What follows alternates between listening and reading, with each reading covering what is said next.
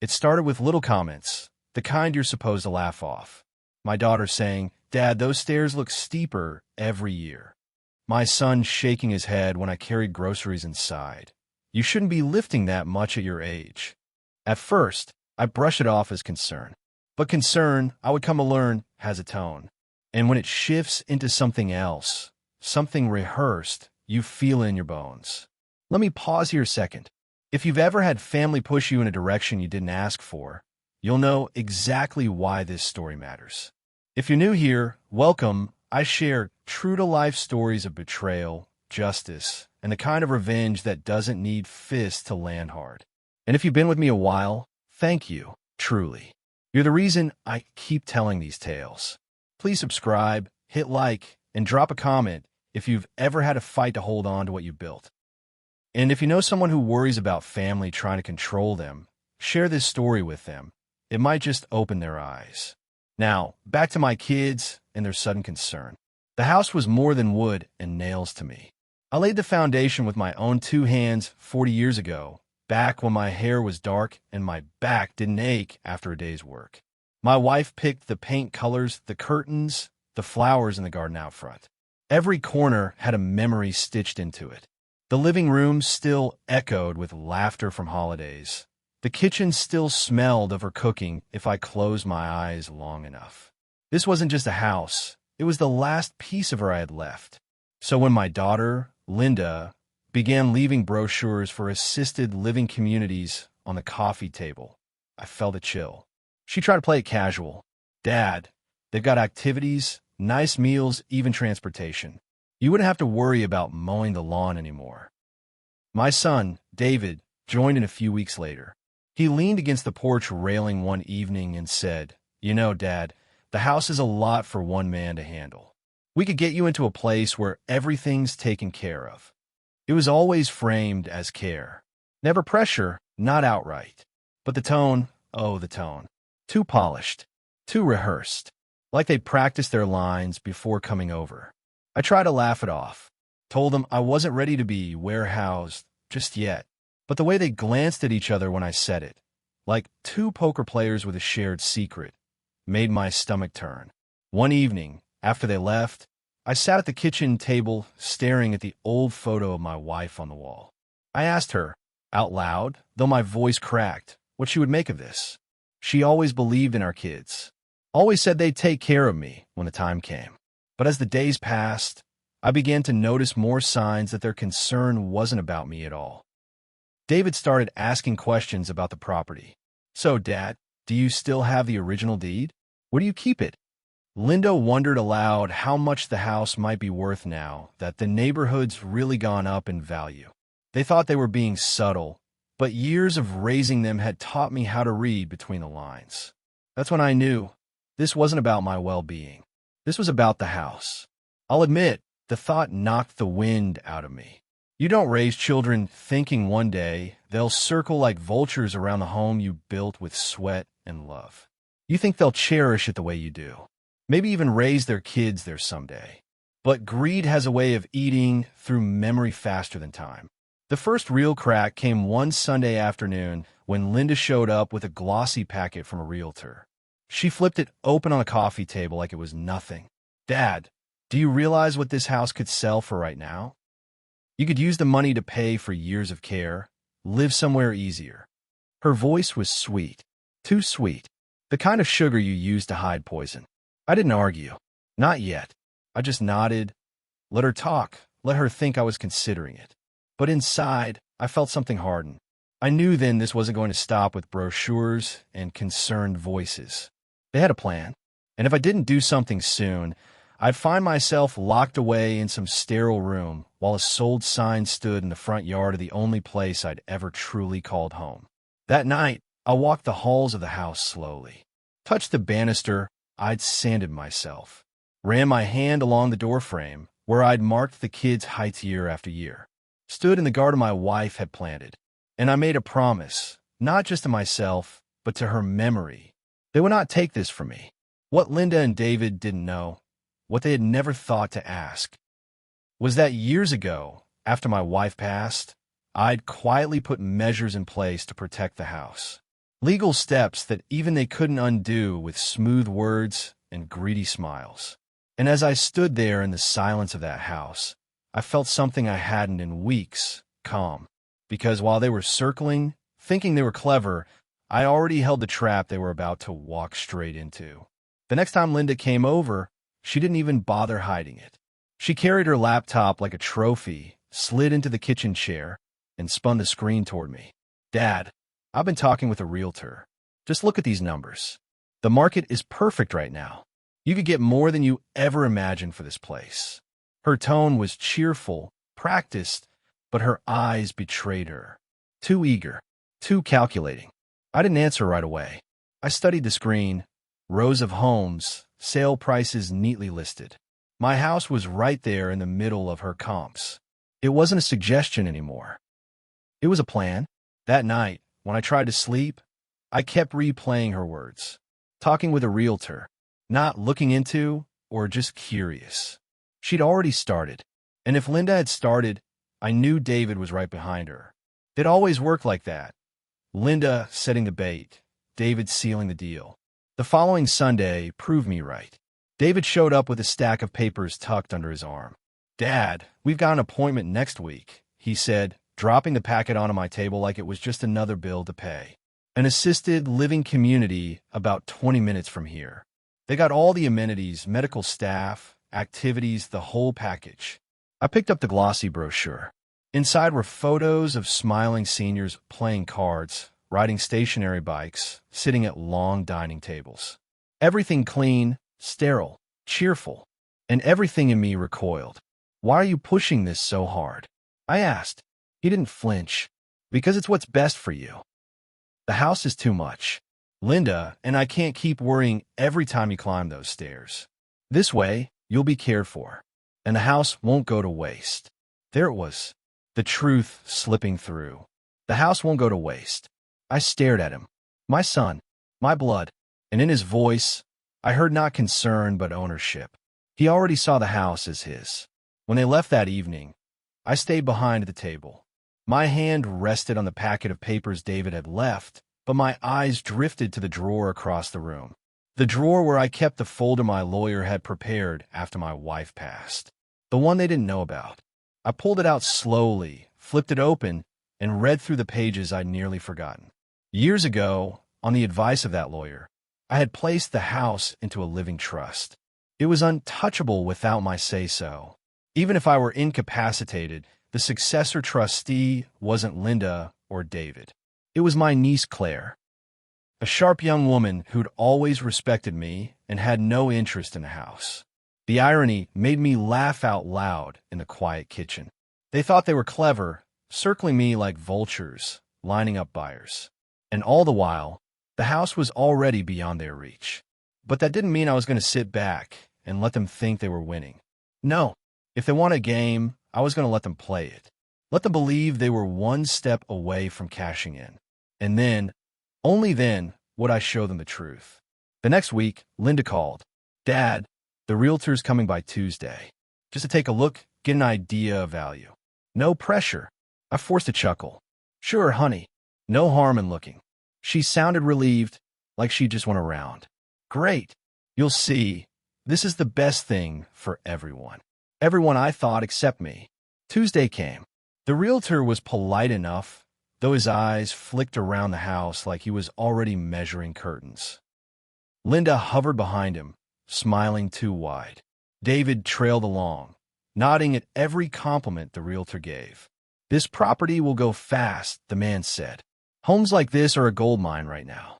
I leaned against the doorway, arms crossed, saying little. Just listening, just letting them believe. After they left, Linda hugged me. You'll see, Dad. This is going to change your life. She didn't realize she was right, but not in the way she thought. That night, I called Claire. I explained what was happening, how Linda and David were circling like sharks. She didn't sound surprised. I always wondered if they'd try something like this, she said. Don't worry, Uncle. They won't get a thing. You just keep calm and let them hang themselves. I hung up the phone and sat in the dark living room. For the first time in weeks, I felt not fear but resolve.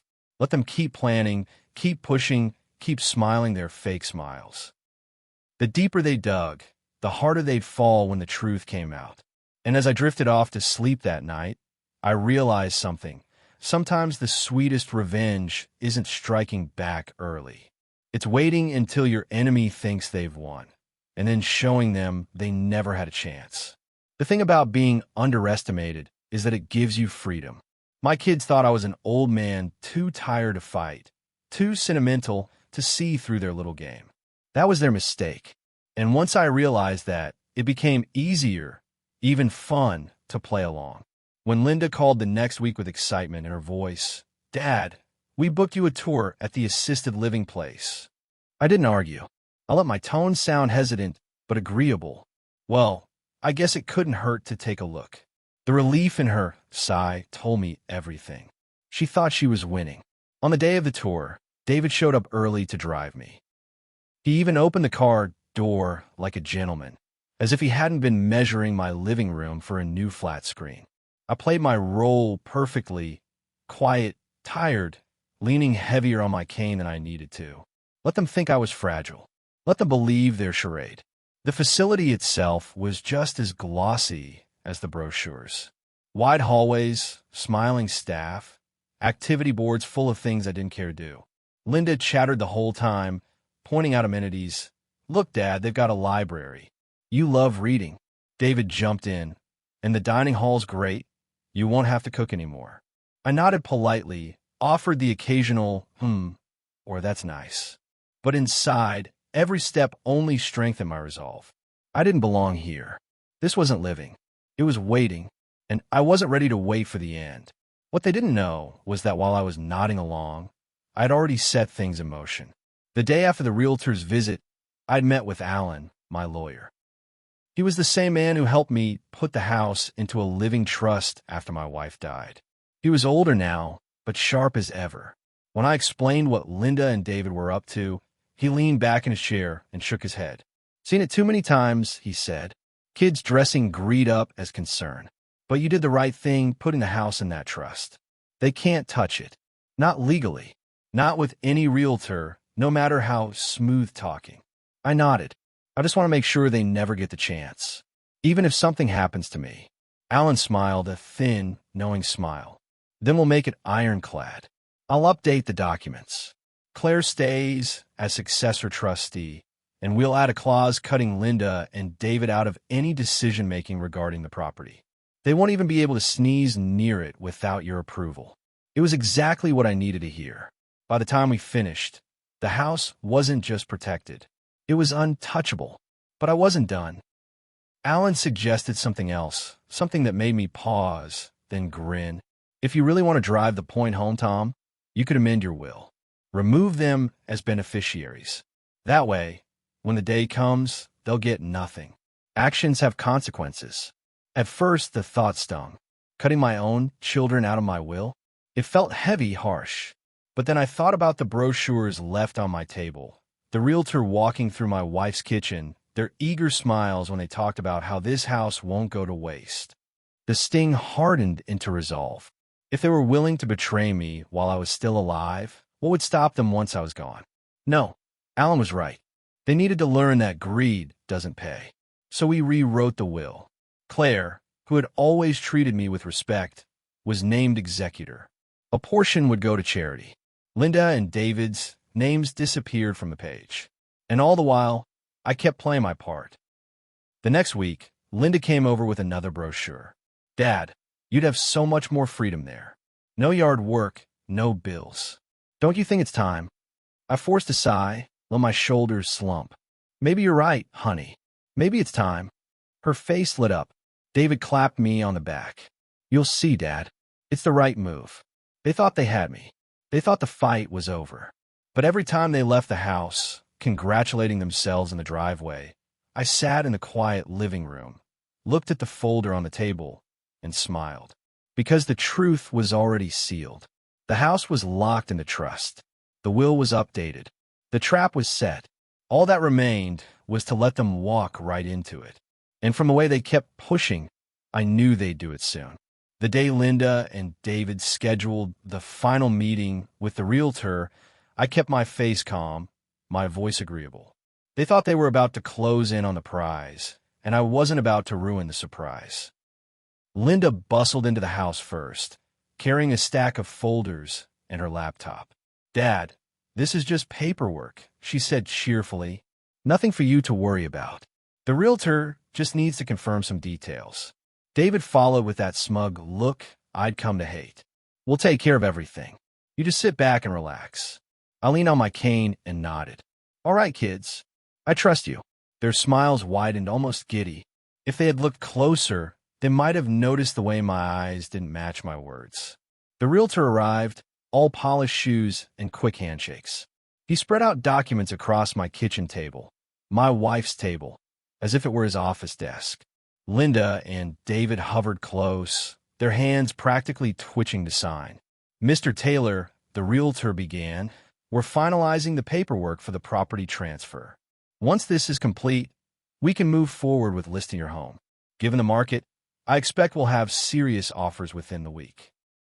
I nodded again, slow and quiet, letting him talk. Linda jumped in. "See, Dad? This is the right decision. You'll be so much safer once we get you moved." David chimed in, patting my shoulder. "And you won't have to worry about this old place anymore." That was the moment I had been waiting for. I reached down beside my chair and lifted the folder Alan, my lawyer, had prepared. I slid it onto the table, right on top of the realtor's papers. The sound of that folder hitting wood was louder than a gavel in my ears. "What's this?" the realtor asked, frowning. I opened it calmly, flipping to the top document. "That," I said, "is proof that this house has been in a living trust for years. I'm a trustee, and the successor trustee is not Linda, not David, which means I look from one to the other. You can't sell what you don't own." The realtor blinked. "A trust." Alan stepped through the doorway then, right on cue. I'd asked him to stop by, just in case. He set his briefcase on the counter and said, "That's correct. The property is legally protected. Any attempted transfer without Mr. Taylor's consent is invalid, and any attempt to coerce him into one." He let the pause hang in the air. "That borders on elder financial exploitation." Linda's smile collapsed. David's face went red, his mouth opening and closing like a fish gasping for air. "Dad, what is this?" Linda stammered. "It's protection," I said flatly. "Protection from greed disguised as concern." The realtor cleared his throat, clearly uncomfortable. "Well, if that's the case, there's nothing further I can do here." "Excuse me." He gathered his papers in a hurry and walked out, leaving silence behind. That silence was sweet. Linda finally found her voice. "Dad, we were just trying to help." "Help?" I barked a laugh. "By selling the house your mother and I built with our hands? By pushing me into a facility I don't want or need? Don't call that help. Call it what it is. Selfishness." David slammed a fist on the table. "We just wanted what was best for you." "No," I said, standing tall despite the ache in my knees. "You wanted what was best for yourselves. You wanted the money. You wanted this house. And you thought I was too old, too tired, too weak to stop you." They looked at each other then, the way guilty people do when they realize the game's up. Alan closed the folder neatly and tucked it back into his briefcase. "Mr. Taylor, I'll follow up with the appropriate filings to make sure there's no further confusion. And I'll remind both of you, if you keep pressing, the courts take this sort of coercion very seriously." Linda's eyes welled up. David muttered curses under his breath. But neither of them said the words I wanted to hear. Sorry. Because in their minds, they weren't wrong. They were just caught. When the door closed behind them, I sat back down at the table. The quiet felt different this time. Not heavy, not fearful. Victorious. I poured myself a glass of water, raised it slightly toward my wife's picture on the wall, and whispered, "They'll never take this from us." The trap had snapped shut, and my kids? They just felt the steel bite of consequences. After the day the realtor walked out with his briefcase full of useless papers, things changed in my house. Not the walls, not the floors, not the old banister worn smooth by years of hands. Those stayed the same. What changed was the air. The heaviness that had lingered for weeks, the quiet suspicion I'd felt every time Linda or David spoke, was gone. But the silence that followed wasn't peace. It was distance. They didn't call as often. When they did, the tone was clipped, rehearsed. No more fake cheer about what's best for you, Dad. No more brochures on the coffee table. They'd lost and they knew it.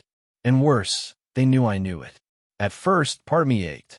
These are my children, after all. I remembered Linda running through the garden with her hair tangled in the wind. I remember David helping me carry lumber when I was younger, sweating and grinning at the same time. But those memories clashed with the new ones. Linda's voice sugar-sweet while she pushed me toward an easier life. David's smug hand on my shoulder as he talked about how this house won't go to waste. Love and betrayal sat side by side in my chest, and for weeks I wrestled with both. About the future. They've shown you who they are. I nodded slowly. I had already thought about it. Long nights staring at my wife's photo, long mornings walking the quiet halls. And I knew Claire was right. That's why Alan had already helped me take the next step. The trust wasn't just locked. The will was rewritten. Linda and David were cut out. Not a penny, not a nail, not a memory would pass through their greedy hands. Instead, Claire would oversee everything when the time came. A portion would go to charity, and the rest would remain exactly where it belonged, protected, untouchable, out of their reach forever. It wasn't an easy choice. No father wants to imagine his children cast out of his legacy. But what good is a legacy if it rewards betrayal? If you teach your children that scheming pays, you raise schemers. If you teach them that deceit leads to loss, maybe, just maybe, they learn. Weeks turned into months. Linda tried once to bring it up again, tears in her eyes this time. She talked about stress, bills, how selling the house would solve so much. I listened quietly, then told her calmly, "This house will never be yours. Not now, not later. You try to take it while I was still breathing. You'll never touch it once I'm gone." Her face hardened, the tears dried, and she left without another word. David didn't even bother with apologies. He avoided me altogether. I'd see his car drive past sometimes, slow, as if he was checking whether the house still stood. But he never stopped. Covardes harelido. And so the house grew quiet again. Not with fear this time, but with strength.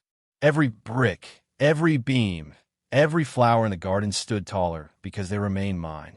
Ours. My wife's and mine. The revenge wasn't loud. I didn't scream. I didn't throw them out in a blaze of fury. No, my revenge was in silence, in paperwork, in patience, in letting them walk right up to the edge of their supposed victory, and then showing them there was nothing there but air. Now, when I sit on the porch with my coffee, I feel her with me, my wife. I imagine her smiling at the way I handled it. Not with fists, not with shouting, but with the kind of quiet dignity that makes betrayal feel small. And Linda and David? They'll live the rest of their lives knowing they gambled their inheritance away. That when the day comes and the will is read, their names won't be there. Only the memory of what they tried to steal will remain. That's the kind of revenge that doesn't fade. That's the kind that lingers every time they see this house standing, proud and untouchable, long after they were told no. And if you've stayed with me through this whole story, thank you, truly. You're the reason I tell these tales. Because betrayal isn't rare, and neither is justice if you're willing to fight for it. So please subscribe, like this video, share it with someone who needs a reminder to protect what's theirs, and tell me in the comments, what would you do if your own children try to take your home? As for me, I already gave them their answer.